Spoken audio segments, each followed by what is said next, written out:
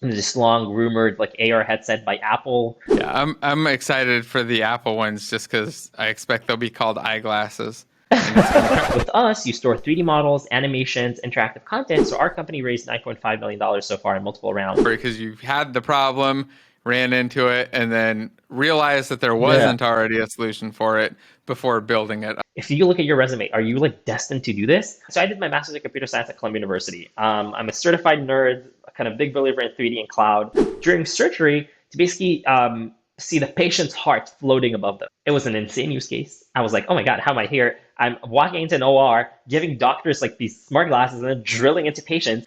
Hello and welcome. Thanks everybody for joining us. I'm here with Alon from Echo3D, who's built a really awesome new system for managing 3D assets that I think game developers specifically are probably going to be really interested in. Or if you're working on anything that's using 3D assets in general, probably going to be pretty interested in this. So welcome, Alon. Thank you for joining me, and thank you for coming to share this stuff and building this cool application. Definitely. Thank you so much for the invite, Jason. So excited to be here and really looking forward to our conversation. I think, as you mentioned, game developers will love it. Yeah, I think we've chatted a little bit about this before, so I've got some inside knowledge now and know a bit about it, and I'm, like I said, pretty excited. But for everybody who has no idea what Echo 3D is or what it is that you're building, what we're talking about, can you give just a quick, like the elevator pitch or rundown of what it is that you're providing and what it is that you've built and why people could be excited about it?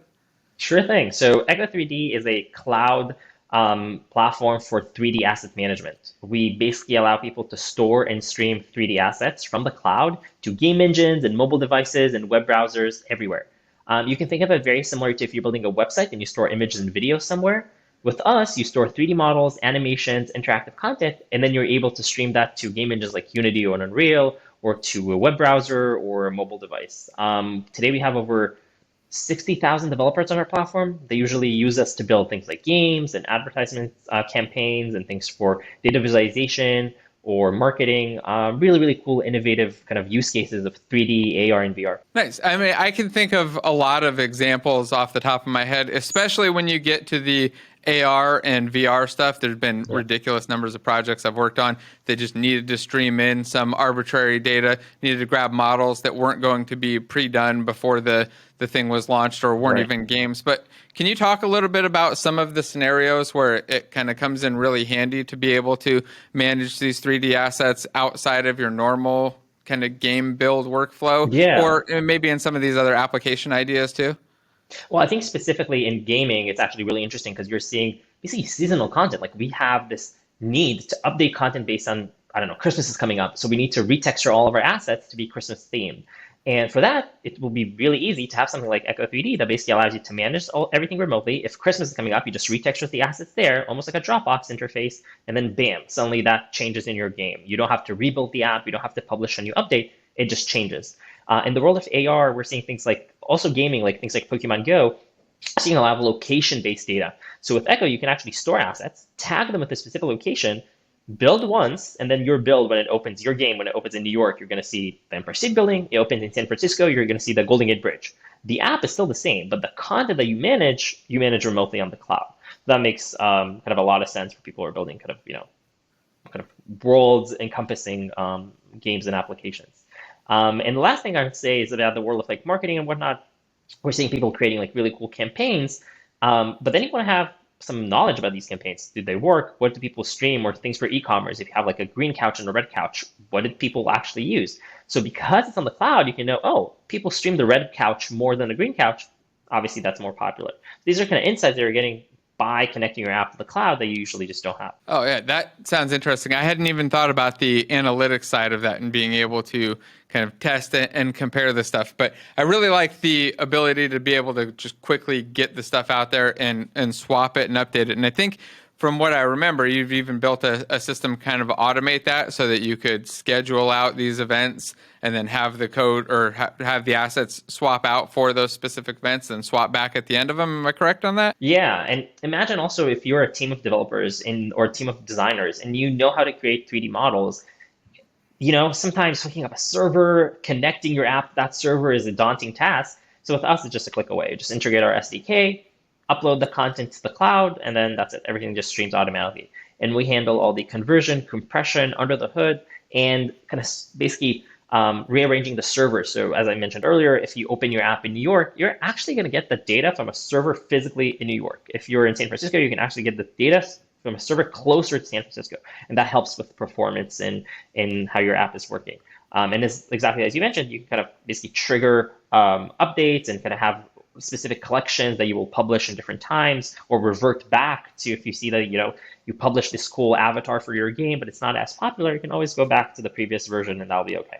So, but before we dive into the kind of story behind it, because I think that's really interesting and kind of shows a lot more of the use cases too, I wanted to talk quickly about the pricing, because if people are interested in this, they can go grab it for free, right? And start trying it out right now? Yeah, you can go to echo3d.com right now, get a free account, always free account, and even our paid accounts start with a free trial that you can kind of play around with. So definitely time to build, and you should, if you're not building 3D applications, what are you doing? Start right now.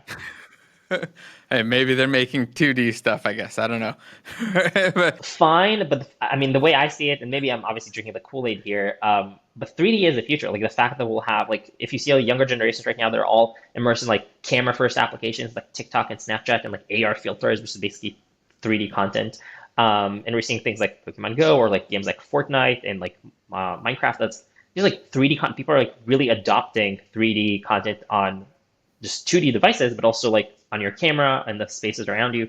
And this long rumored like AR headset by Apple that is hopefully going to release soon. So we have all these kind of companies who are basically pushing kind of 3D hardware. I mean, don't miss on that kind of train. Don't kind of figure out, like, after these devices come up, that you've never built an application for them. Yeah, I'm excited for the Apple ones, just because I expect they'll be called eyeglasses. And it's gonna crack me up. Oh yeah, put your bets. It's eyeglasses, eyeglass, eye reality. Who knows? But place your bets, everyone. What would be the name? It's gotta be. It's gotta be.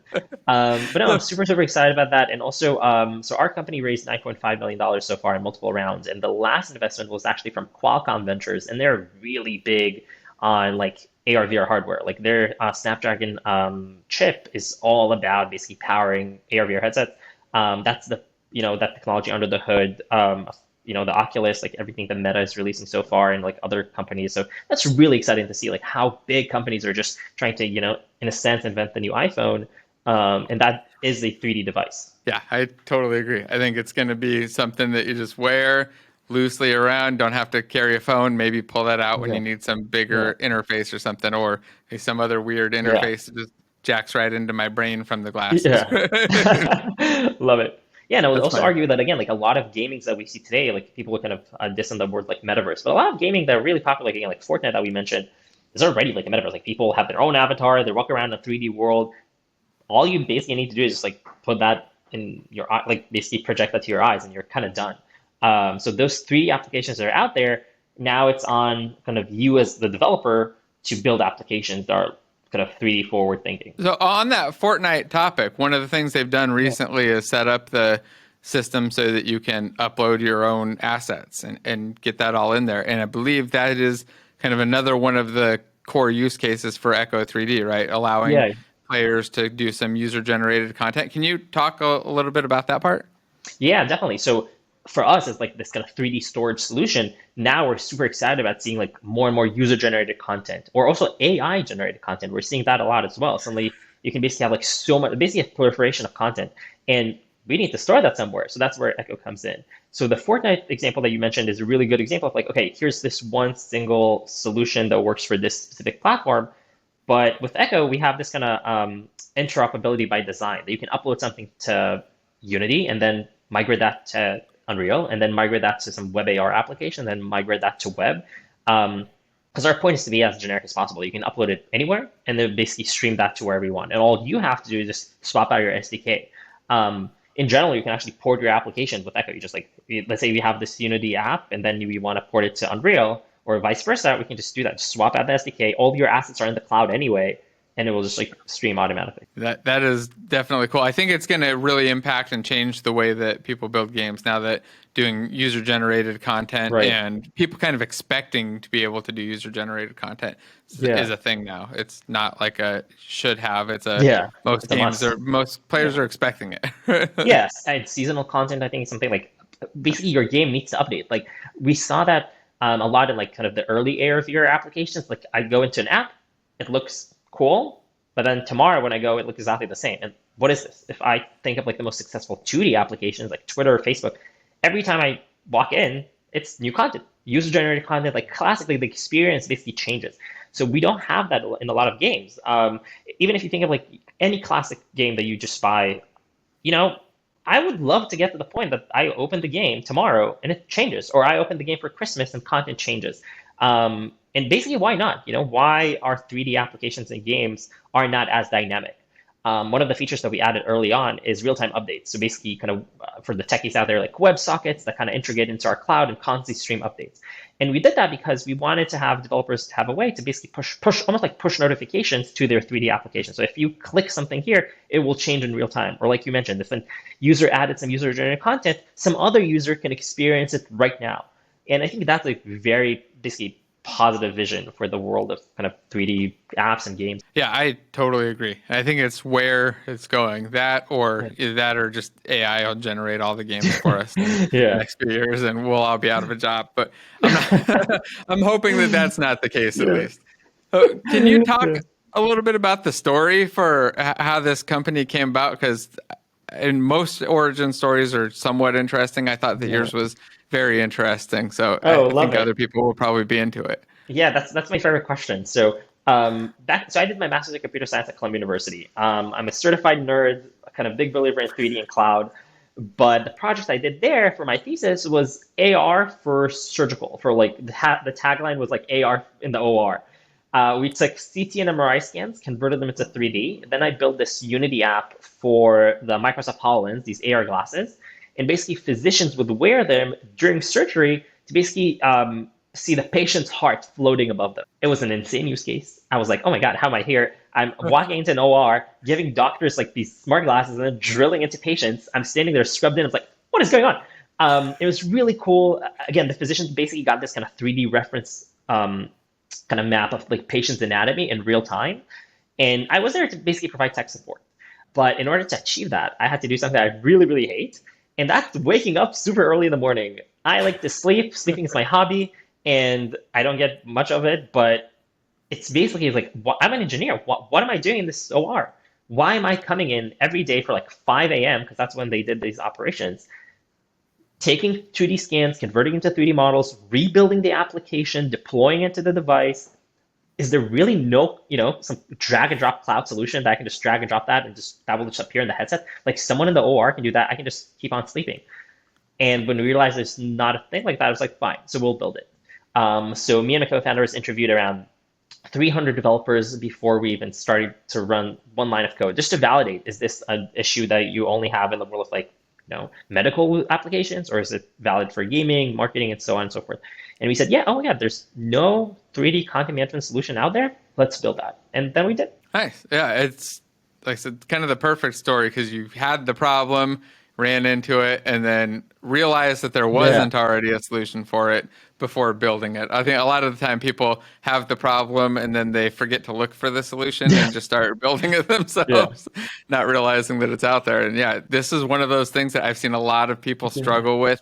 I've seen companies formed just around their tech of basically being able to do this. They're doing it in a small segment, doing it for some other industries, non-medical ones. And I think that it's a very, very useful. It's something that I wish was so much easier. I'd always thought like it would be easy to just drag in new 3D content at runtime in a game engine, right? Like why not? Yeah. Nope. Why not? Not at Exactly. all. Exactly.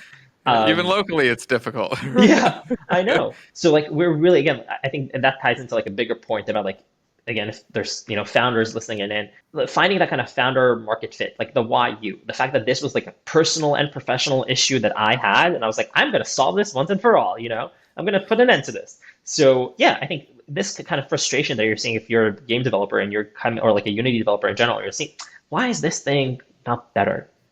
You can make it better. You can create a company, raise VC money, hire a team, and build a product that basically focuses on that. And the fact that you identify that problem and relate to it so much, that's your secret to basically to be the person to solve it.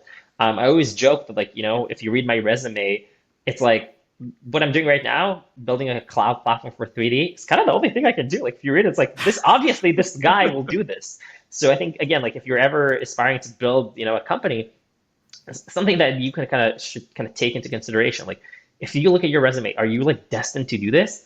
And if not, you can build yourself to become that person that is like destined to be that person to build it. And if you think of all the kind of successful companies out there, even like, I don't know, something like Zuckerberg, who's like this guy, a nerd in college, is building something to connect people in college. I mean, classic, it's like the movies write themselves. Like this, the story that they're gonna, some Aaron Sorkin movie writes itself, like, because it's great because like, you understand that these people have this problem personally and professionally.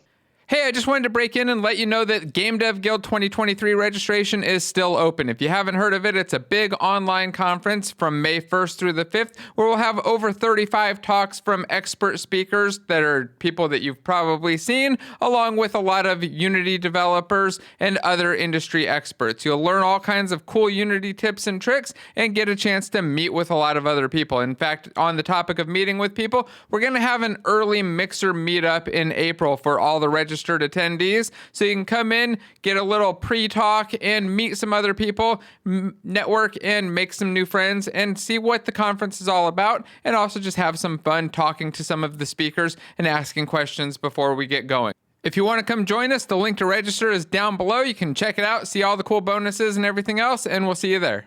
Yeah, I think that that's the best way to kind of come up with and solve things. I've seen a lot of people do and I think I said this before, but I've seen a lot of people do the opposite, where they either try to solve a problem that doesn't exist or try to solve a problem they know nothing about, or they're like, oh, there's a lot of money in this industry. I know absolutely nothing about it. I don't know what their actual problems are, but I'm going to build them a solution. And you've done the opposite. Yeah, the latter is actually really tricky. And it's like really easy for developers to sniff out, because like you would always, like, I would go and like hear someone talking about like building a game in Unity or stuff like that. It was like, you've never built a game in Unity, right? Like, kind of, it kind of obviously, but like literally by how they saw it, and I'm sure you're seeing it a lot in the industry, like people who are, again, they're just not as experts as they want to say, but it's like, no, this is an actual community of developers who loves the product and wants to build things to the next generation. So, you really have to come in with that kind of founder market fit. Yeah, I see a lot of the opposite I saw was, especially recently with all the crypto stuff and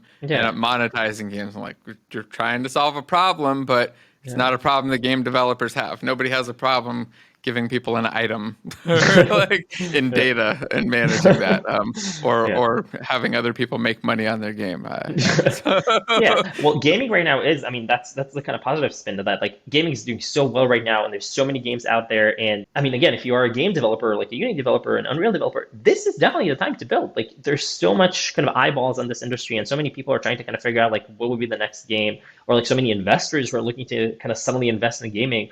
And you can be that person to build the next solution, the next platform for gaming, or the next IP that will take over the world. Yeah, and I think if you're using some tech like this and some of the new stuff that's been coming out, you can kind of do things that other people haven't been doing by taking advantage of, I think, the AI stuff that's coming out, but also, I mean, just your tech in general. I think being able to combine and put together a lot of cool tech when you're building your game, you can solve problems and do things that people haven't done before, and make some very interesting things. I do want to ask you a question about something in your background, though.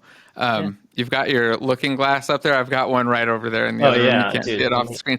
Do you also stream out to those from your device, from your system? Is that you got a setup for that? Exactly. So like that's our point. Like, this is why I use company budget to buy a lot of toys. It's basically to show that you can upload something to Echo and then stream it to all of them, or you can make a change in one and that will affect in the others. Because again, our point is to be that kind of agnostic cloud solution that can work with anything.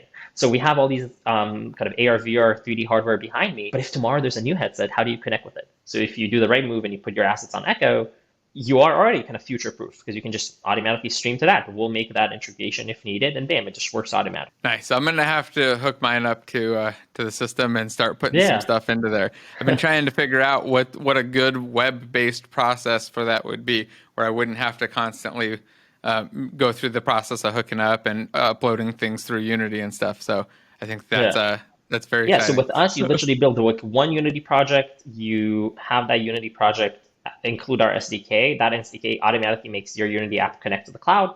You press play, and data starts streaming in real time. All you have to do is have some internet connection.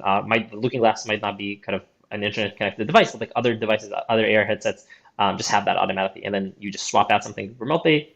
It automatically just populates in. You literally have like just one generic game object that just suddenly instantiates assets out of real time.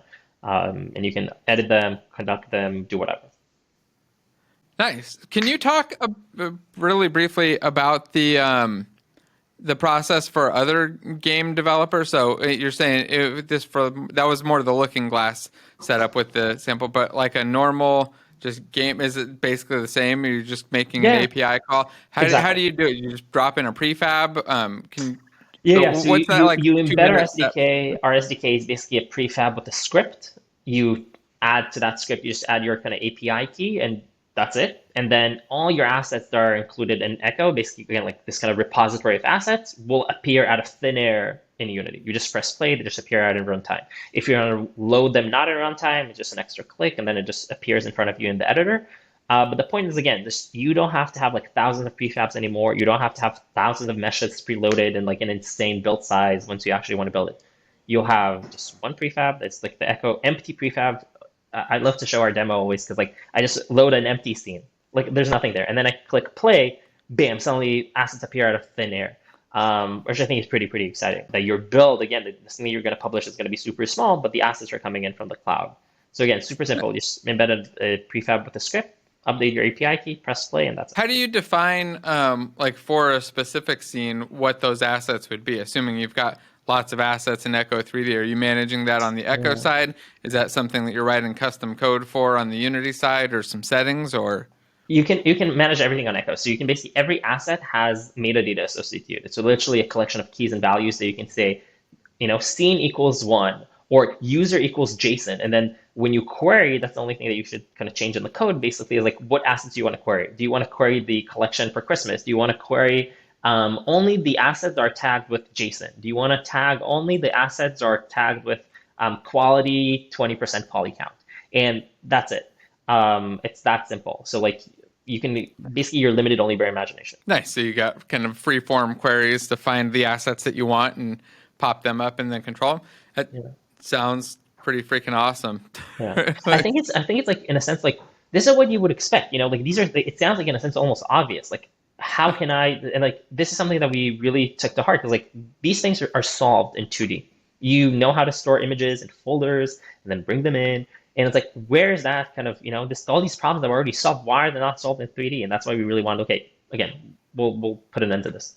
yeah, it seems like you've kind of come up with the solution for it. So I think people should definitely go try it out. Grab the free version. Grab Yeah. and you said it was free on the paid version, even right up to Yep. some amount. Exactly. So, and again, we have this kind of always free tier that you can play around with it right now. And we also have like a bunch of open source examples. So if you're building in Unity, we have so many free open source examples that are just Unity project. Like here's a game they already built. You can take that. It's already pre-configured. Everything is in. Play around with it. Or like there's other just examples for marketing and training and data visualization, like some AR VR apps that are built in Unity with AR Foundation. So definitely check that out. And again, it's all free and open source as well. Nice. Yeah, I think that's probably going to be the most helpful thing. I know for me personally, when Yeah. I'm looking at new systems, new APIs, and new services, that getting an actual demo app that works, that shows me the core things that I need, like in this case, it'd be grabbing some assets, spawning them in game, Yeah.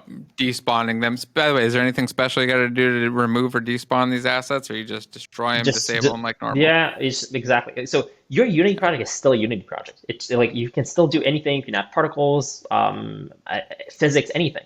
It's just that the meshes themselves come in from the cloud, and that's pretty much it. And that just makes again the build super small and like your ability to update the game much easier because you don't have to, you don't have to publish V2. You just swap out the assets and you're good. Or if you forgot that, I don't know, tomorrow's like Earth Day or whatever, like some or Pi Day, and you want to change the assets to fit that and create an insane campaign for a game, why not? Or have again users share content, whatever. Again, limited only by imagination. Right, and you can do that without having to go through the normal build and release pipeline or publishing out to the Yeah. different stores and platforms. Yeah, And exactly. this And is you did that all, already. You did that already. That's the most frustrating thing as a game developer. I did this already. I already published this out. Like, why? I mean, all I want to change is like one character to have a Christmas hat. Why do I need to go through like an insane process to basically republish a game to add a Christmas hat?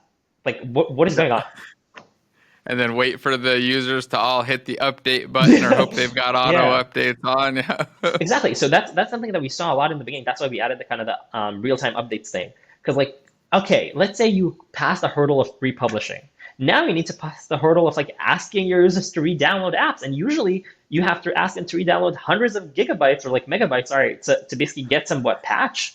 Like again, like this is insane.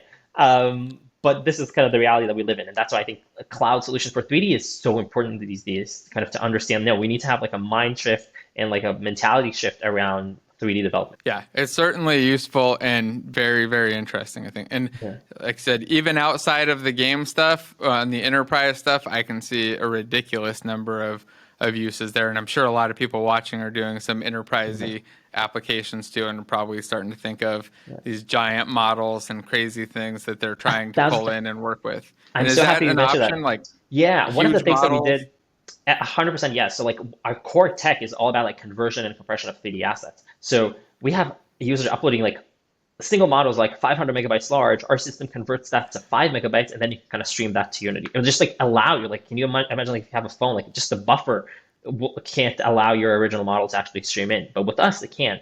And here's a scoop for today's podcast. We're actually releasing a new version of our compression. We call it Ultimate Compression, but it's going to be insanely, insanely better. Basically taking like really, really large, high quality models and converting them to seamless, smaller versions that look very, very much the same. Because we kind of cracked it. And a lot of it is around like converting the texture, the animation, the meshes all together, and then repacking this and making sure it works seamlessly. But yeah, 100%. Our compression kind of algorithm is kind of core to our system. Nice. That's, I think, like I said, one of the big things that I saw people work with is, and I think I can see people doing with this a lot, just like giant assets outside of games. I've seen people Yeah. with half a meg or half a gig or multiple gig assets of different Yeah. things I'm not sure I'm allowed to talk about. Yeah. But these like crazy assets for big companies that need to be able to do stuff, and they want to be able to see it on a tablet, right? They want to be able to do it on a desktop and then flip it over to a tablet while they're out Yeah. on the field.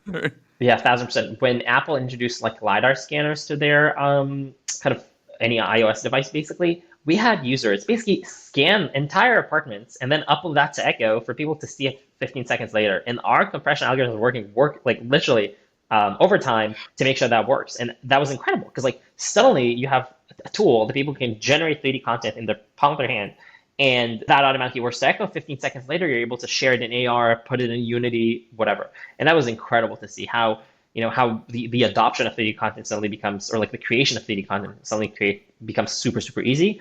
And how developers and kind of creators are looking for tools to make, that content shareable and accessible everywhere. Yeah, that's an amazing turnaround. Yeah. 50, you sent 15 seconds and my brain just kind Yeah. of exploded. Yeah. Like, Yeah. yeah. I run this It takes me developer longer than workshop that just called, to start up Unity half the time and hit play. yeah, but that's the thing. It shouldn't. Like, it shouldn't. Like, here's the problem. Why does placing plan Unity take so much time? Or like building something takes. I don't know if you have like an extra shader. Let's try. Like, these are like like amazing problems in our industry that need to be solved.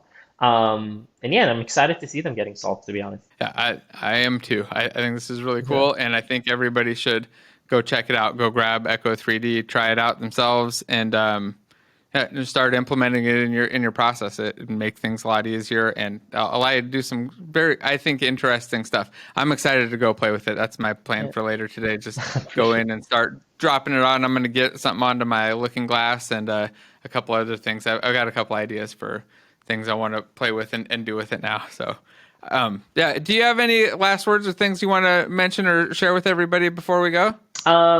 I'll just say thank you, and I really, really enjoyed this talk, Jason. And yeah, I'll just reiterate. Look, everyone, like this is the time to build. If you're not building a 3D application or game or using a game engine right now, you're missing out. Like the world is going 3D. kind of app development is going 3D, you're going camera first. So get on this train. It's kind of it's going. So you should definitely grab a seat and use tools like Echo. Just go to our website again. It's free on echo3d.com, and create amazing experiences and have that wow factor that people expect at this point for applications. Yeah, I don't think I could say it any better. It's gotten so much easier. It's the perfect time to get into this stuff. So definitely do it. Go grab that Echo 3D, try it out, and let us know what you think. Drop a comment down below. And yeah, thanks again. See you Thank next you. time.